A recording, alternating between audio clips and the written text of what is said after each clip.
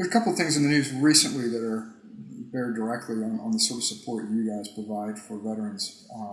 This week, the Pentagon said that the number of brain injuries amongst returning veterans may be as high as 360,000. I mean, that's the high end of the range, but even the low end of the range, I think, was 180,000, with tens of thousands of those, frankly, being severe, long-term sorts of injuries.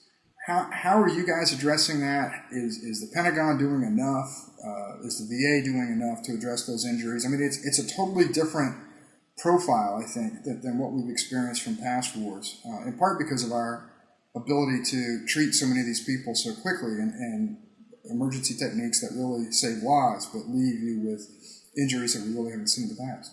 Yeah, TBI, traumatic brain injury, has been called by most experts the signature injury of this war.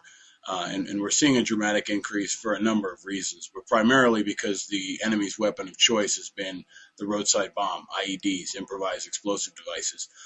So any person who's in the vicinity of an explosion, either from a roadside bomb, from a grenade, from a mortar, from a rocket attack, could be at risk for traumatic brain injury. It's often a closed head injury, so there's nothing visible to the outside, and it's kind of like a super concussion. These people get hit with the concussive blast from the explosion, maybe see no blood, no breaking of the skin, but over time they may start to develop vision problems, the disability, with their speech, with their vision, with their hearing, having trouble focusing.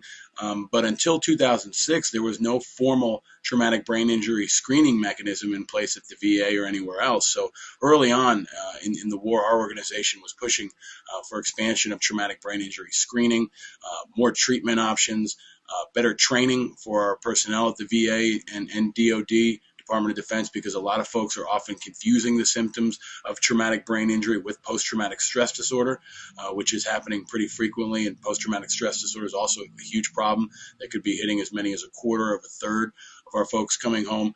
But traumatic brain injury is kind of a new injury for this generation as well.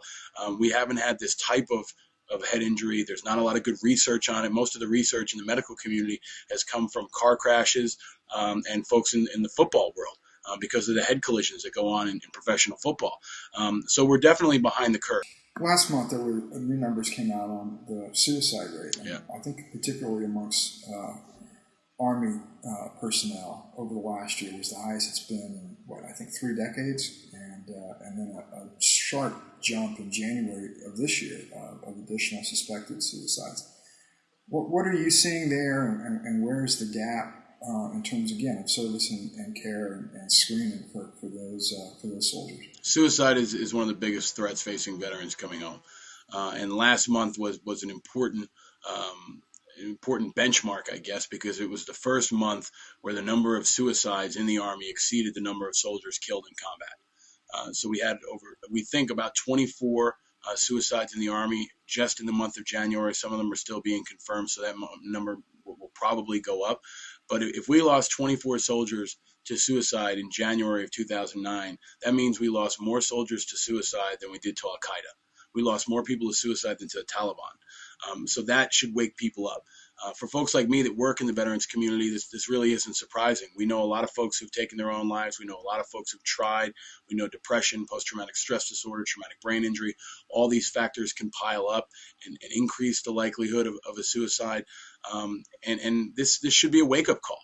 We need to do mandatory face-to-face mental health screening when folks come home. That's not happening right now. There aren't enough qualified mental health care professionals. There's an urgent shortage of psychologists, of mental health care professionals at the VA and at the Department of Defense. We've called on President Obama and other folks to step up here and issue a call to say to the country, hey, if you want to serve your country, there's something you can do. If you're a mental health expert, come work at the VA, come work at the DOD. You can help save lives. But we know that suicide is a huge issue for our community. It devastated the Vietnam veterans community. Some folks will tell you that more Vietnam vets took their own lives when they came home than were actually killed on the battlefields of Vietnam. We're also seeing spikes in homelessness and unemployment issues. But suicide is something that is preventable. It's something that's treatable. It's something that we can deal with. But we need to be more aggressive in our outreach. We need more suicide prevention programs. We need to reduce the stigma that exists in the military about getting mental health care. And the Army deserves some credit. They did a stand down Army-wide where they took everybody offline for a day, basically stopped work for everybody stateside and select bases around the country and said, we're going to just do suicide prevention training, which is badly needed. And General Corelli is the number 2 at the Army. He also deserves credit because now they're releasing these numbers on a monthly basis. Prior to the Obama administration, that data was only coming out once a year. I think people forget oftentimes that your sort of, run-of-the-mill grunt soldiers are pretty low on the pay scale. And so the stresses that their families are experiencing economically while they're deployed are 10 times what they were a year ago, 2 years ago, 3 years ago, in the midst of the more sort of active time in Iraq when everybody was paying a lot more attention.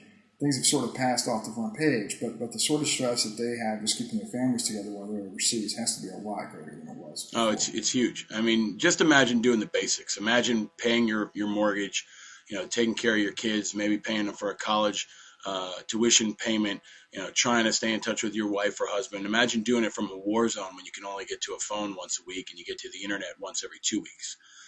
I've told a story a few times about when I was in Iraq and I had a problem with my banking account. And I called up my bank and said, hey, I've got to clear this up. And the lady says to me, well, you have to come down to the branch. And I said, ma'am, I'm in Baghdad right now. I can't come into the branch. She said, yeah, but that's our policy. You have to come in person and we can't make exceptions. You've got to ask yourself kind of on a reasonability scale, how many times can we send folks back? There are folks that have been killed on their 4th tour.